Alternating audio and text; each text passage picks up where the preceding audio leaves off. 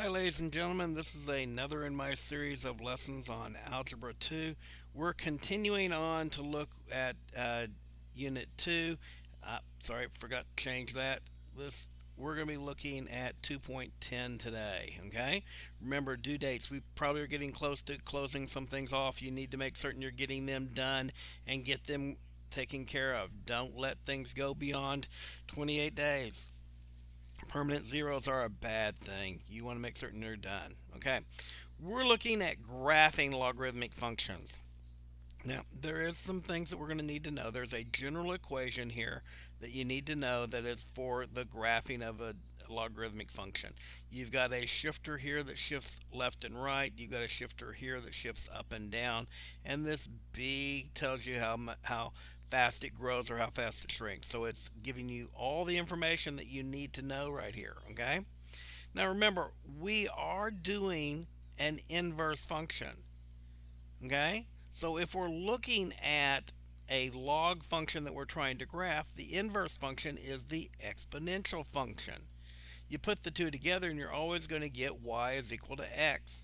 You put that f of g together, or f of g of x. You always get y is equal to x.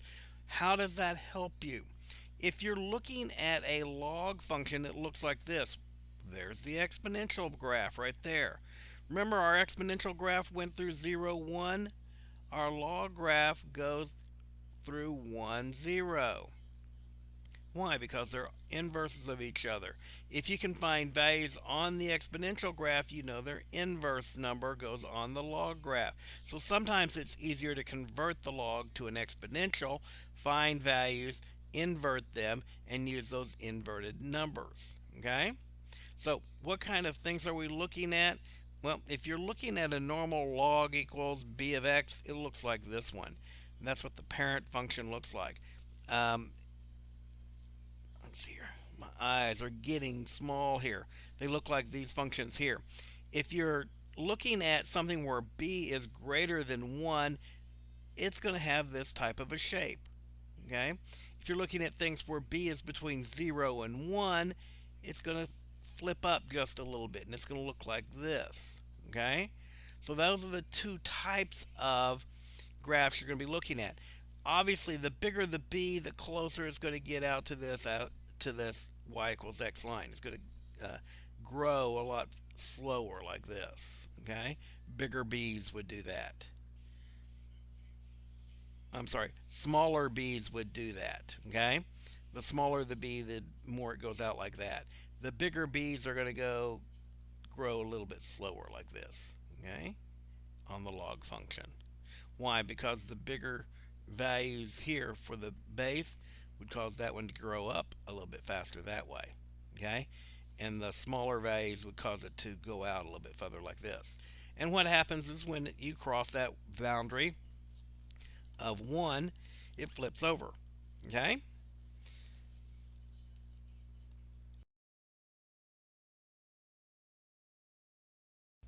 Sorry, had to cough there. I'm talking too much today. Okay, so let's look at a few graphs, see if we can't graph one. Looking at this one of the things I just said was it's the inverse. So what are we looking at? We're looking at 2 to the x power equals, right? That's what this is equal to y. 2 to the y power is equal to x. Sorry, didn't mean to confuse you there. Okay? So we're raising this to some powers. If I stick a negative 3 in for y, 2 to the negative third is 1/8. 2 to the negative 2 is 1/4. 2 to the 1, negative 1, is 1/2. 2 to the 0th is 1. 2 to the first power is 2. 2 to the second power is 4. 2 to the third power is 8. See how I found these values for x and f of x? Just by converting it around to the exponential form. Made it easier to find values. So at 1/8, we're looking at negative 3. That's down here. At 1/4, we're looking at negative 2. At 1/2, we're looking at negative 1. And at 0, we're looking at 1. At 1, you're looking at, I'm sorry, at 1, you're looking at 0 for that. At 1, you're looking at 2. I'm sorry. At 2, you're looking at 1. Get that right.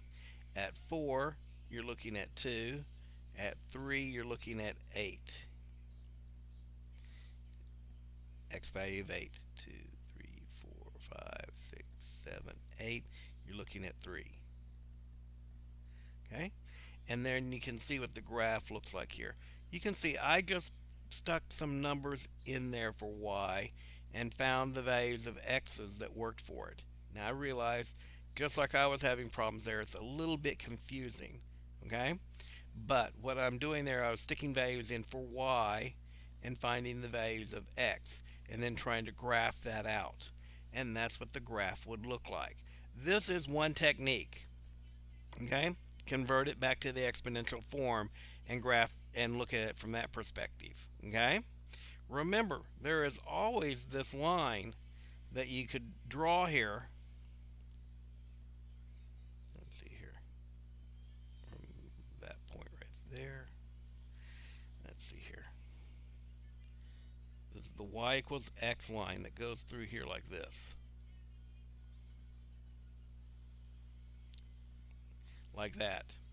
And if you do that, then it's just as easy to say, well, the exponential of this one is going to be the exact opposite, right? The inverse of it.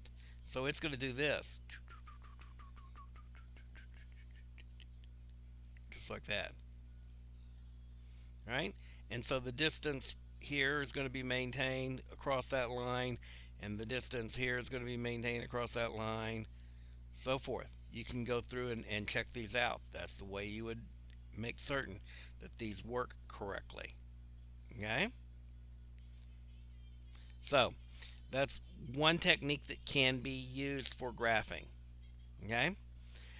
So let's try another one of these. Okay? What are we looking at here? We're looking at 1/2 raised to the y power is equal to x. So what am I going to do? I'm going to stick values in for y. 1/2 raised to the negative third power would give you an 8. 1/2 raised to the negative 2 power gives you a 4. 1/2 raised to the negative 1 gives you a 2. 1/2 raised to the 0th is 1. 1/2 raised to the 1 is 1/2. 1/2 raised to the second power would be 1/4, 1/8, so forth.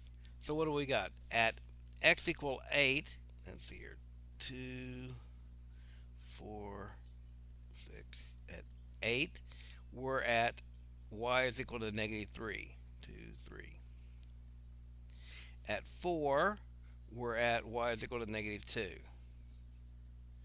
At 2, we're equal to negative 1. At 1, we're equal to 0. At 1/2, we're equal to 1. At 1/4, we're equal to 2. At 1/8, we're equal to 3. Guess what? It's going to do this.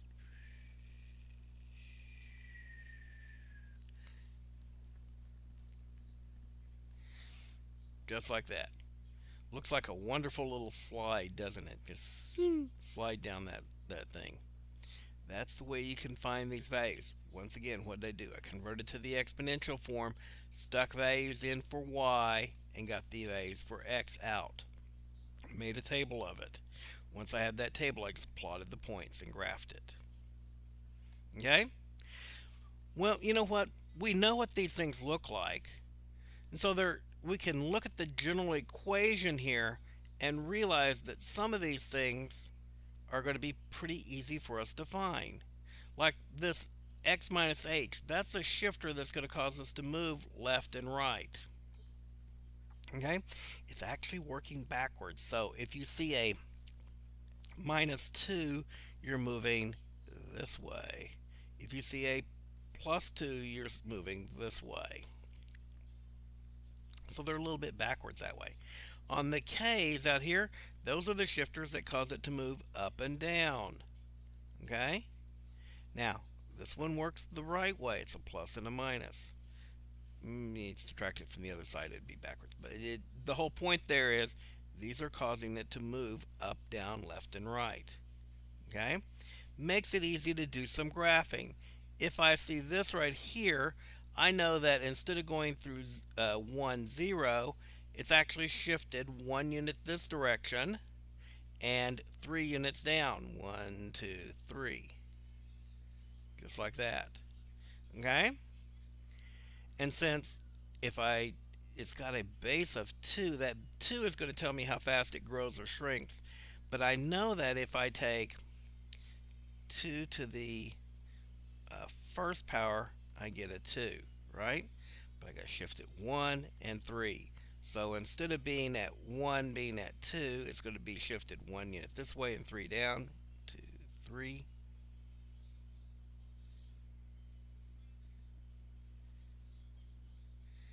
Okay. The 0th power is equal to 1. So that's going to be shifted 1 unit. Let's see here. 2 is shifted. Let's see here.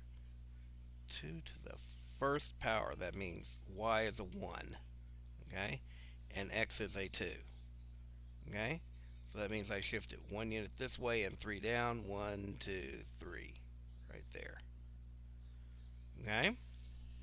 And if I take a 2, that'd be y is a 2. That'd be a 4. Right. So I'm going over 4, 2, 3, 4, up 2. That's that point there. And I got to shift it 1 unit back and 3 units down. 1, 2, 3. You can see where I'm getting this from, right? Now this right here, x minus 1, that tells me I'm asymptotic to that line right there, negative 1. So that means it's going to do this, just like that, out there at 8. That's how you find these lines. You can see I'm just using these shifters to find them and then plugging some values in to find some points that I need to deal with. Cool? Okay, so what happens if I want to go the other way around? What if I'm given a plot and I want to try to find where the equation? Well, I can see right here that I've got this asymptotic to x equal 2. That means I'm going to have a log of some base of x minus 2. Okay? Well, if I subtract 2 from this one, that gives me my position of 1. That's where I was expecting it to go through 1, 0, but it's going through 4, so that means it has to be a plus 4. You guys see where I got that from? Now this point might not always be given to you, but if you subtract the x shifter from a point, it might give you a point where it's equal to 1, and x equal to 1 would be the 0 that you need to deal with. Okay? So the only question here is, what is my base? Well, I can stick 5, 5 in here and say that 5 is equal to log of some base of 3. 5 minus 2 is 3. Plus 4. Well, I can subtract the 4 over here. I got 1 is equal to log of some base is of 3. Right? Well, let's look at this and say that's b to the, because it's the base, b to the first power is equal to 3. B to the first power, that'd be, well, b has to be equal to a 3 then, doesn't it? So I now have found that what b is equal to, and that's my f of x. It's log 3, x minus 1 plus 4. Now if you want to check it, we can go through and do the graphing on it. But I think one of the easy things to do is to key it into the calculator and just check to see that you've got it correct. Remember, we can't do log 3, right? So we have to be very careful here what we're going to be doing. So it's going to be x minus 2 plus 4, right? And I want to make certain I divide this whole thing. That means I need to have a parenthesis at the very beginning.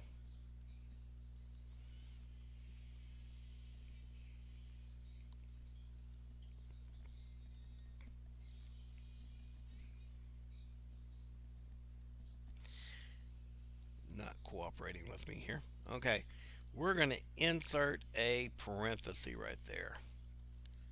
Okay, why? Because we've got to make certain we divide by log 3. Remember, we're doing this in base 10. And when we do that and graph it out, we should get a graph. Now, hopefully, it's going to go through the points that we want it to go through. Okay, so we're going to look at the second table here, and we want to make certain it's going through the point 5, 5. It didn't. Wow, I must have missed something there. Let's go back and look at what I got up here. Log x minus 2 plus 4.